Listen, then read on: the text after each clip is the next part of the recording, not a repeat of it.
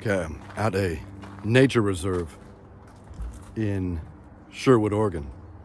I'm filming this video about ultralight summer sleep systems.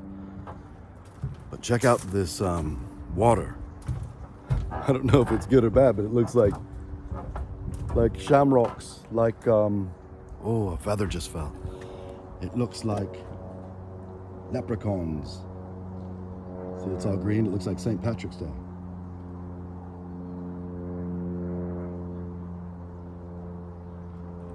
Obviously, it's natural,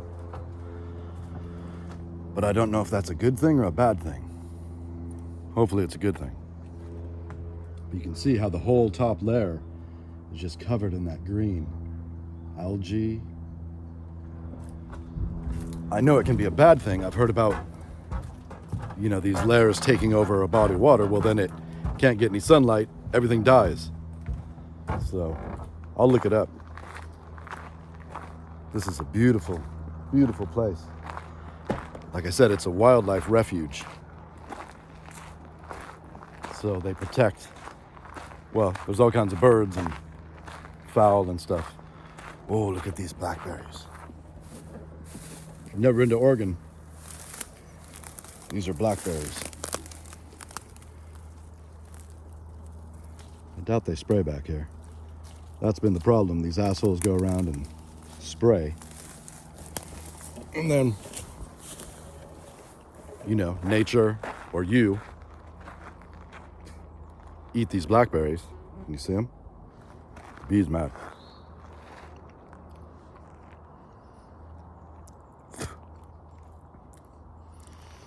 I'm gonna pick up my gun you saw me spit out too. It's my nicotine gun. Leave no trace. They're kind of sweet. Yeah, temperature today is high. It's supposed to be 100. It's beautiful. Nice breeze has come. I was trying to see what these are. I just saw the red from back there, but not what I thought it was. Those guys.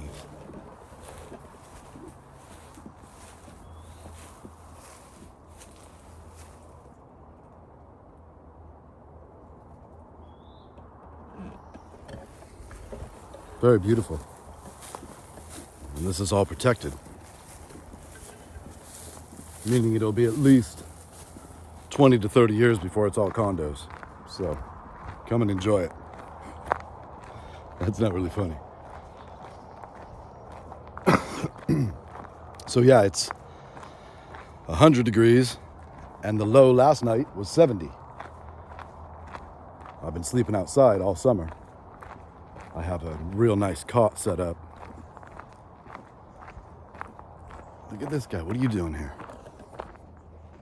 Big conifer Christmas tree. That looks very conifer Christmas tree. Then these I've seen like towards Bend, Central Oregon, desert.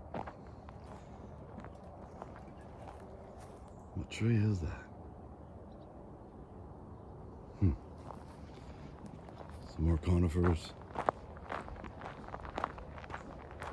Now, if you were somewhere near Portland, Oregon, if you don't know, the airport, PDX, is 10 miles outside of downtown Portland.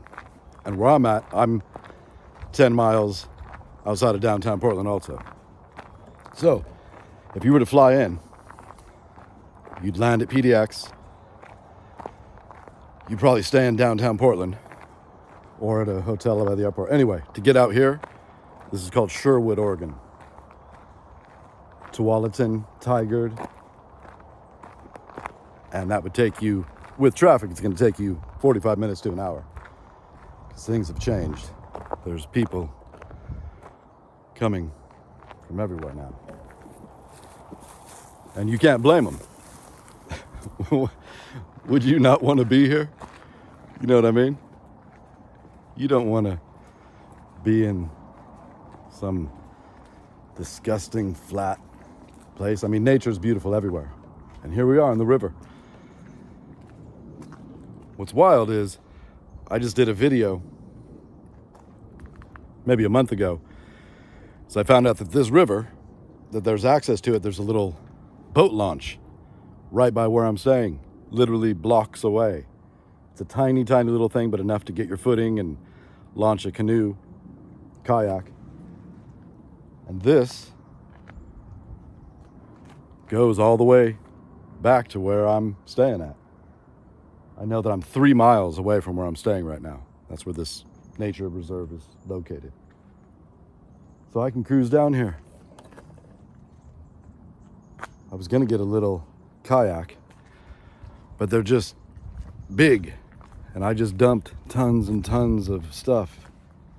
It was very sad, you know, but I had to dump it because I have nowhere to be. I'm in my van, and I had it packed to where I was in full hoarder mode.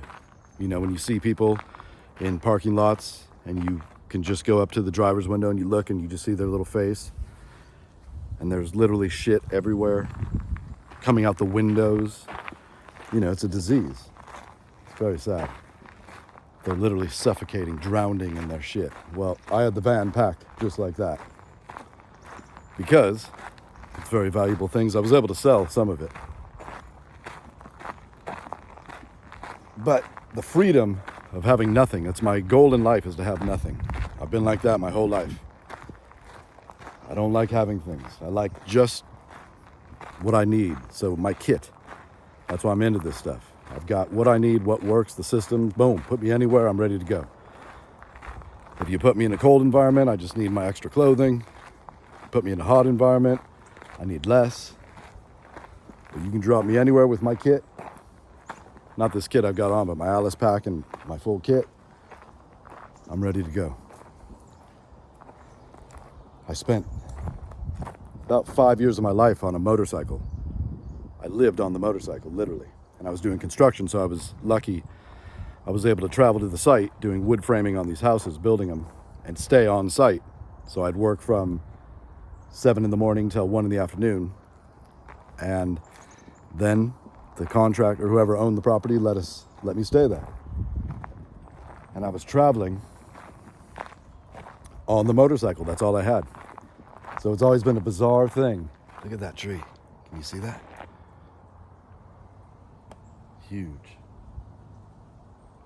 It's always been a bizarre thing to think, how did I do that? I want it back. I'm on a motorcycle. I had 2 side bags, saddle bags, and I figured out, you know, you take your backpack, you loosen up the straps, and it sits on the back passenger seat. So you can load that up. I think I had a little rack on it, but that's it. I know that I had my grandpa's World War II era goose down sleeping bag, the beautiful ones that are, you know, real big in canvas, and it was wax canvas. I gave that to somebody 25 years ago. Wish I had it. But I think I gave it to a cousin or something. So that's what I had. And I was perfectly fine. Isn't that amazing? So there's something magical about a motorcycle because it forces you to have what you've got. That's it. It's like the people that take off on their bicycles. I've run into dozens of them out in the desert. And it's always bizarre. Like I'm in the desert by, you know, Mexico. And I run into some guy and I go, "Where are you from? Where'd you come from?" And he goes, "Oh, I just came from, you know, northern Canada." And I go, "On your bike?" And he goes, "Yeah." And you meet them all the time. They come from Australia, halfway around the world. They've pedaled their bikes. It's pretty amazing. But you see what they've got, and it's nothing. They'll have some sort of a little sleeping bag. They'll have some sort of a little tarp. They'll have a Sawyer water filter. Speaking of water filters, just had to double check and make sure my graph. What I'm looking for is a place where I can shoot this next video about the Grail water system. But I've met these people. I've stayed camped right next to them because they've got their bicycle and they just, you know, pull in at dark, go like, me, find somewhere to hide. But what's weird is the bicyclists, I've noticed they don't get messed with, right? I think it's because they have such little stuff. They just come, they bed down, they have their little cook stove, they make some food, they go to sleep, and they're gone at sunup. So 4 a.m., 5 a.m., boop, they're disappeared. And they just keep moving. That's the difference when you've got people in vehicles. They come, they park, they're leaking oil, their car's broken down, they're going to work on it. I mean, you can have a guest that you don't want because you can get some sketchy people living in vehicles. Most people are good, but I've dealt with many, many, many people in their vehicles who are suffering from severe mental illness, drug addiction, alcohol, and this is their last stance. This is all they have, this car. And they're basically just running out of time because the car has no registration. The car has no front windshield. It has no doors, no license plate. So they're just an instant target. The police see them, boom, they make contact. And this person has no car insurance, that's it. It's the last stand, man. So it's very sad. But you can deal with a lot of violence also. People who are mentally not with it, they get real violent. You see, there's the Welcome Center over there. Beautiful. So if you ever get out here, there's a couple birds in there.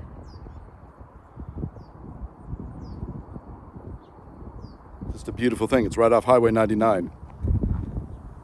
And it's a free nature park reserve.